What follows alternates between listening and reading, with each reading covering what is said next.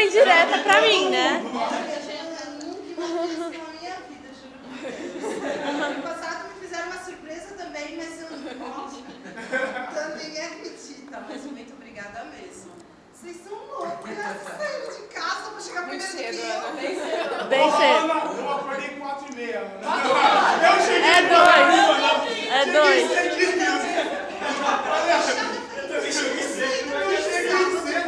Eu fechei essa porta. Como é que essa porta tá fechada? Mas eu nem tinha. Ainda falei, na hora que eu fui destrancar a porta, eu falei, a porta daqui de baixo não tá trancada em cima. O Zé esqueceu. Putz, olha, é verdade. Caramba, não deu muito certo.